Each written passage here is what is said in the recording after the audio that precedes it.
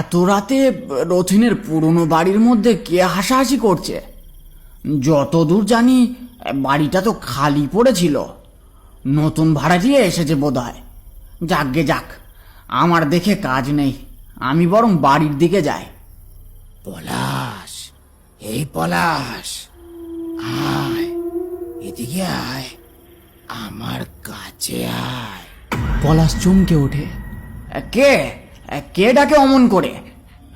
গলা শুনে তো কোনো চেনা লোক বলে মনে হচ্ছে না। আবারও সেই ডাক ভেসে আসে। পলাশ, ডাকলাম তো, এখনো দাঁড়িয়ে কেন? আমার কাছে আয়, আয় বলছি। বাড়িটার মধ্যে প্রবেশ কর, তাড়াতাড়ি আয়। এবার পলাশ একেবারে স্থির হয়ে যায়। পলাশের চোখের মণি কালো থেকে সাদা রঙে রূপান্তরিত হয়। ধীরে ধীরে পলাশ এগিয়ে যেতে থাকে বাড়িটার দিকে।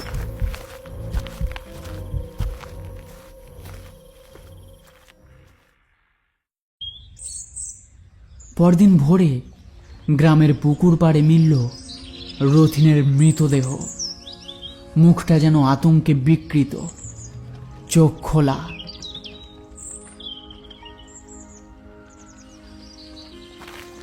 রুটিন, এ কি অবস্থা? পলাশের এমন হাল কে করলো? কার এত সাহস? ওর মুখটা দেখলে কেমন জানি ভয় পেয়ে মারা গেছে মনে হয়। এমনটা তো আগে কখনো হয়নি আমাদের গ্রামে। তাহলে হঠাৎ করে কার মাথায় খুন চাগার দিয়ে উঠলো? সবে ছেলেটা একটা চাকরি পেয়েছিল, কি অমন করে মারলে ওকে? হ্যাঁ, গ্রামের সবাই পলাশের অস্বাভাবিক মৃত্যুকে হৃদরোগ বলেই রটালো, কিন্তু রথিন, পরাণখুড়ো আর মানিক, তাদের মনে বাসা বাঁধল ভয় আর সন্দেহ। সন্ধে নেমেছে। রথিন, মানিক আর পরাণখুড়ো আবার বসে আড্ডা দিচ্ছে চায়ের দোকানে। আজকে ওদের মনে একটা সন্দেহ বাসা বেঁধেছে। পলাশকে কে এমন করে মারলো বলতো? ও তো কারোর সাথে পাছে থাকতো না, কার এত শত্রুতা? এ কোনো মানুষের কাজ নয়নি, এ নিশ্চয়ই কোনো অপশক্তির কাজ। দেখলি না কেমন ভয়াত্ম দৃষ্টি ছিল পলাশের চোখে? আমারও তাই মনে হয় খুড়ো। আর একটা কথা ছিল, সকালেই বলবো ভেবেছিলুম, কিন্তু কি ভাববে ভেবে বলতে পারিনি। আরে হেয়ালি না করে বলে ফেলতো বাপু। আমার পুরনো বাড়িটা যাকে ভাড়াই দিয়েছি, কাল তো তাকে দেখলে? হ্যাঁ দেখলাম তো, কেন, কি হয়েছে?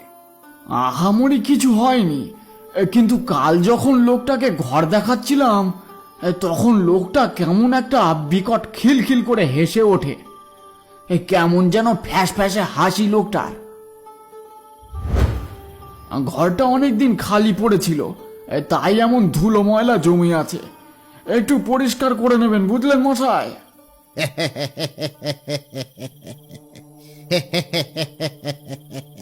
আমি চমকে উঠি।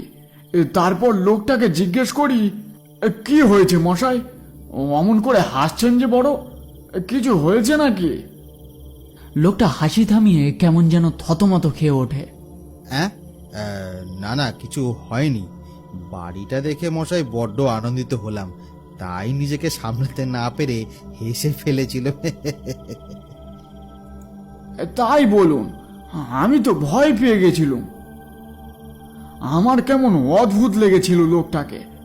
তারপর ভাবি হয়তো এমনই স্বভাব লোকটার। রাতে খেয়ে দিয়ে তাড়াতাড়ি শুয়ে পড়েছিলুম, কত রাত হবে খেয়াল নেই। আমি গভীর নিদ্রায় মগ্ন। তখন হঠাৎ একটা তীব্র ব্যথা অনুভব করি। মনে হয় কেউ যেন আমার গলা টিপে ধরেছে। আমি চোখ খোলার চেষ্টা করে চলেছিলাম, কিন্তু তখনও চোখ খুলতে পারছিলুম না। অনেক কষ্টে একসময় চোখ খুলে দেখি, হালকা আলোর মধ্যে আবছায়া দৃশ্যমান সেই আগন্তুক লোকটা আমার বুকের উপরে বসে আমার গলা টিপে ধরেছিল। আমি চোখ খোলাতে সে হাওয়ায় মিলিয়ে গেল।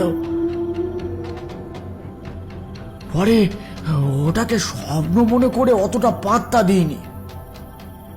সে কি আগে বলবি তো? আগে আবার কখন বলবো? কাল রাতেই তো ঘটেছিল ঘটনাটা। ওই লোকটার মধ্যে কেমন এক অদ্ভুত অন্ধকার আছে।